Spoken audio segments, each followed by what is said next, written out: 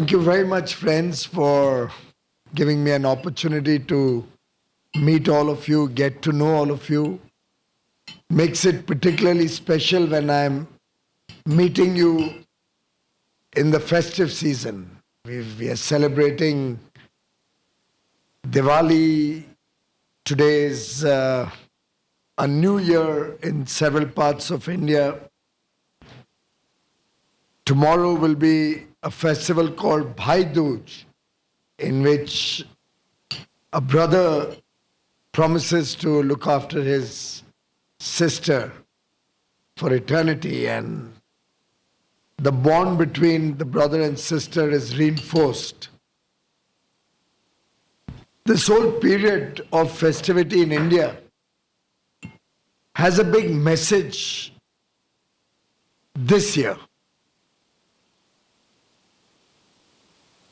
After many, many years, India has celebrated the last few weeks of different festivals with a lot of excitement, with a lot of expectations, with a lot of self-confidence. We have very recently had the G20 Leaders Summit. Of course, we continue to hold the presidency until the end of this month. But the Leaders Summit and the several engagements before that across the country in over 60 cities took the message of India's own position, India's own role in shaping the destiny of billions of people around the world. And the last man at the bottom of the pyramid in the remotest parts of India also had a sense of pride that we are now at the high table being recognized for being the fifth largest economy in the world, the fastest growing large economy across the globe. Young people contributing to the future of India. Young people connected with the rest of the world through the large and rapid engagement with digital technology, which has helped them see what's there across the world, what's there in it for them if they were to work hard, if they were to study hard. And therefore I say that when we celebrated Diwali and all these festivals this year, it was with a sense of excitement for the future, a sense of appreciation of all that we have achieved in 75 years as an independent nation, the confidence of a country which is willing to engage with the rest of the world from a position of strength, full of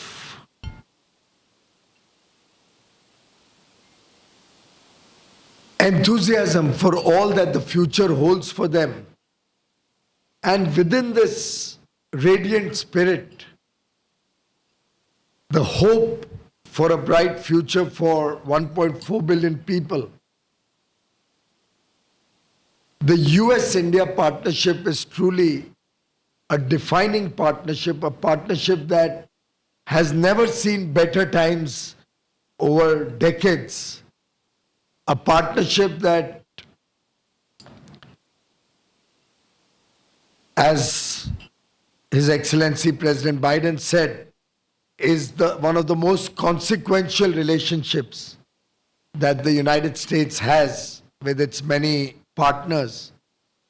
A relationship that is not only defined by renewed thrust to our commercial dialogue or our trade policy forum, defined by two quads, the I2U2 or the Japan, Australia, US, India quad, which is defined by the growing importance of the 2+2, which has just got concluded 2 days ago, where the defense and foreign ministers engage to see how we can strengthen this relationship further.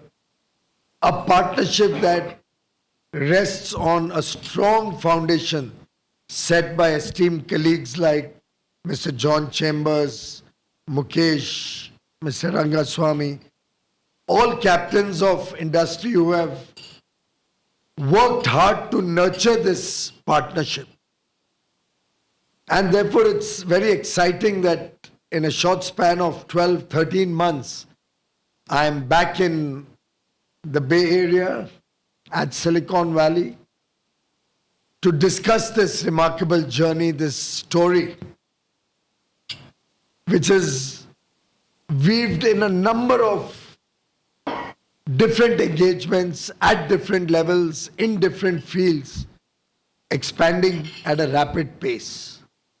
Our defense partnership is growing.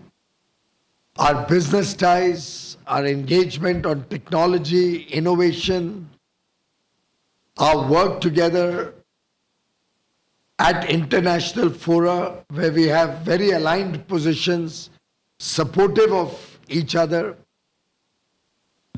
All of this tells the story of the future, shows us that going forward, the US and India are going to be very, very important stakeholders as 8 billion people look for a better future, as 1.4 billion Indians aspire for high quality of life. And I'm sure all the friends in this room are going to play an increasingly important role going forward to further cement this partnership, this friendship, this relationship. The Indian diaspora has also contributed pretty significantly to the US growth story. We have benefited in India significantly from US investments, from US technologies, from US companies who have come and set up shop in India. And therefore, it's a two-way partnership where we believe that both sides can contribute significantly. Both our societies, both our people trust each other. And as I mentioned, when John was and Mukesh were in India with a team of USISPF partners and members, I think the one word that defines this partnership is trust.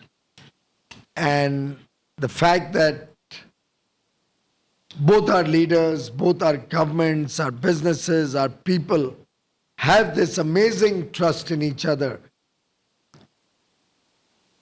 as great partners, as friends, sharing a vision for a better future for the people of America and the people of India. The fact that you have invested in the India story, we have invested in the US leadership of the free world. Two vibrant democracies, two countries with immense potential to shape the destiny of the globe, if I may. I believe that this room also has a very important defining role to play as we move towards the next level in this partnership. The potential is immense. The synergy is very natural. The intent is very pure. And therefore, I believe the outcomes are bound to be very good. I shared with John and his team when they met me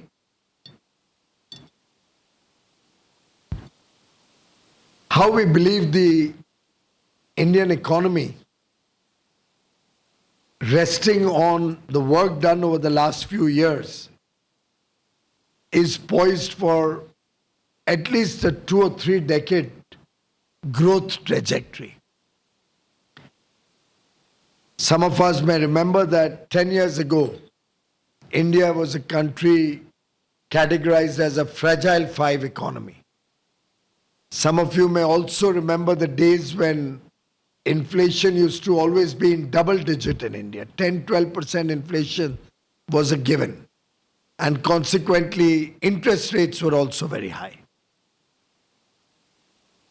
You may recall the days when the country was struggling even with some of the basic amenities for its large population.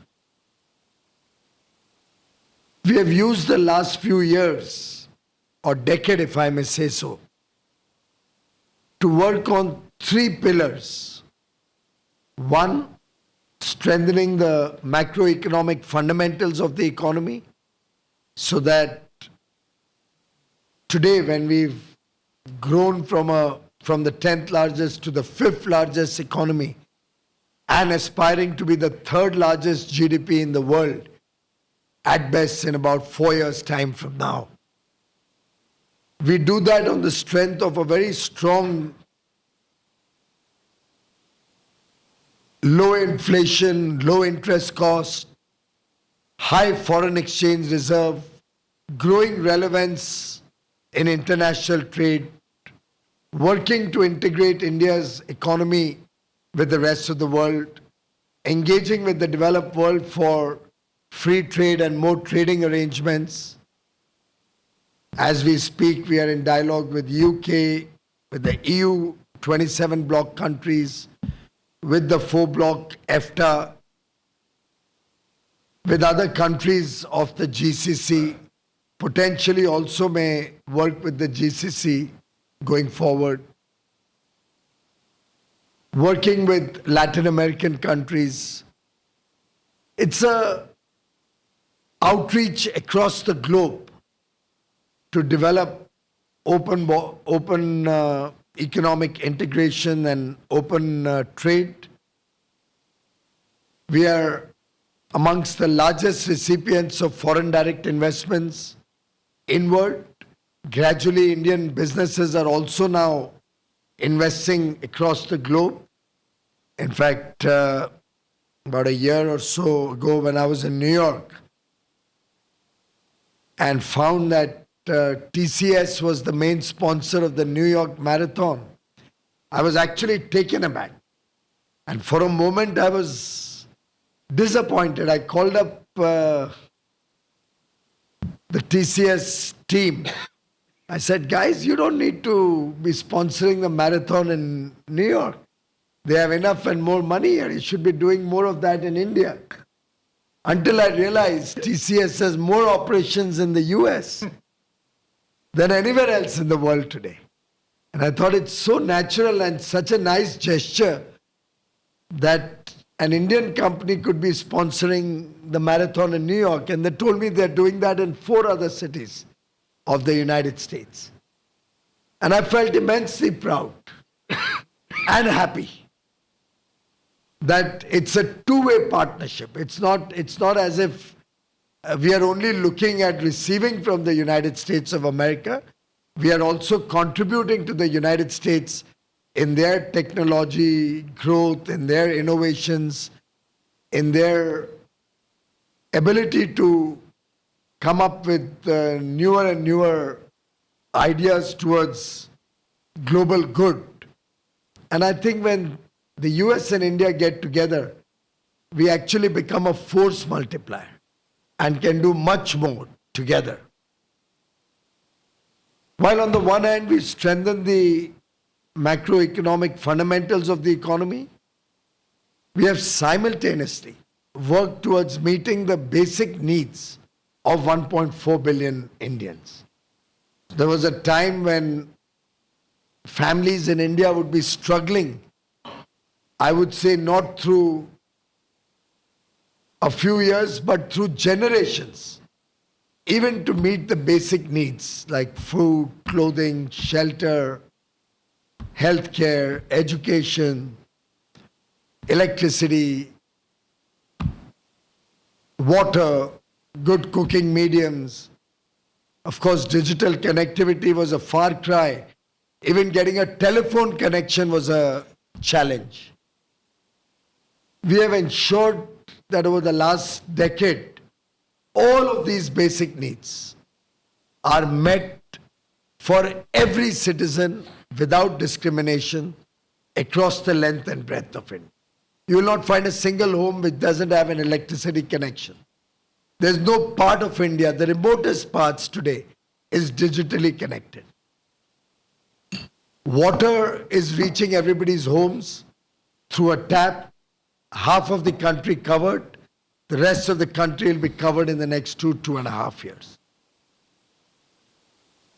There's no challenge on food, clothing, or shelter anywhere in the country. We have provided 40 million families with a free home, a proper home, in the last 10 years. The next target is to make our cities slum-free and ensure that there's nobody left behind without a proper home. All of these have meant large amounts invested by the government of India, but the payback is immense. I would say not only in economic terms, that it was never intended to be an economic program. It was meant to be more humanitarian, but the payback is both humanitarian and economic. It has spurred the Indian economy, but it has also created a whole pool of young aspirational Indians wanting the good things of life, wanting a better quality of life. And that is truly defining the India of tomorrow, the India that we are seeing, where people are working with a vengeance. People are working to expand their incomes. People are aspiring for better mobility. There is somebody who has a two-wheeler is wanting to get into a buy a four-wheeler. Women are coming into the workforce in a big way, and we are seeing women-led development. We are finding, and by the way, when a woman comes into the workforce, it adds twice over to the economy, because they were already contributing to the economy, even as homemakers, but were not recognized as such. They were not being appreciated or calculated for their contribution to the economy. Today, when they get into formal work, they are counted, their contribution is counted, and at the same time, there may be somebody else working at their home, doing the same course which the woman was doing, which is now counted in the GDP because that's paid work, which was originally taken for granted as the woman of the house. So the woman of the house goes out to work, somebody else comes and does that work at home. That adds to the economy. Second addition. And if I may, actually there's a third element to it. Both the women now, the one who's going out to work in a formal job, somebody else who's coming to work, replacing the daily course, both of them are now spending into the economy, creating demand for goods and services, creating demands for washing machines, dishwashers, bigger television sets, better furniture, bigger homes, all of which also ultimately spurs the economy. So that second element, where we've met the basic needs, is actually the driver of Indian demand for goods and services. And the third pillar is our focus on infrastructure. 65 years after independence in 2014, we started working on integrating the electricity grid so that today we have one national grid. the kind of growth in airports in the last 10 years, when we've doubled our airports from 74 to 150 and are working on 75 more airports to come up in the next 5 years. The railway system has gone through a massive overhaul and expansion both. Better quality trains, better quality railway stations, faster mobility. All of that is defining growth in the railways. Our national network of highways, roads, expressways is growing at a scorching pace, never before seen. And connectivity is becoming speedier, safer, and obviously more comfortable. So we'll have, in the next few months, Mumbai and Delhi connected with expressway as good as anywhere else in the world, which will take you from Mumbai to Delhi about 12 hours at best, possibly even less. But can't complain with the kind of quality of roads that are coming in. And I was talking to my friends in Tesla this morning that going forward, a family of 4 would be traveling in an electric vehicle from Delhi to Mumbai. If they're going directly, they could possibly stop for a meal on the way and get their car charged in half an hour or less maybe. If they are very keen to explore new areas, there are at least 3 wildlife sanctuaries along the way and at least a dozen very good tourist spots, at least 7 or 8 very important religious destinations along this route. So they have the choice of mixing travel with pleasure or a choice to reach within 12 hours or less to their destination at a cost which I was estimating to be about $150 for a 4-member group traveling in an electric car. But they corrected me to say that the actual cost of electricity or charging would be about $12. $150 would include all the toll taxes and wear and tear of the car. So imagine $150 for a family of 4 going in air-conditioned comfort, throwing in some tourism along the way, choosing their own music or their own OTT shows with 5G connectivity all the way through, far better than some of what you can get in any other country, let me say. I'll not name it. Any other large country. Chatham House rules. Yeah. One of the rules which I believe are absolutely useless. Chatham House. Because you can easily say, an Indian minister said this. And I'm the only Indian minister in the United States right now. So, I think it's a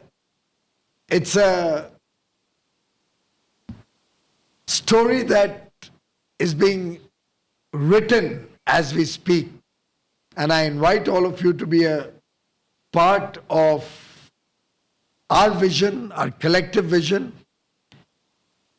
You are already our largest trading partner. You're already one of our largest source of investments into India.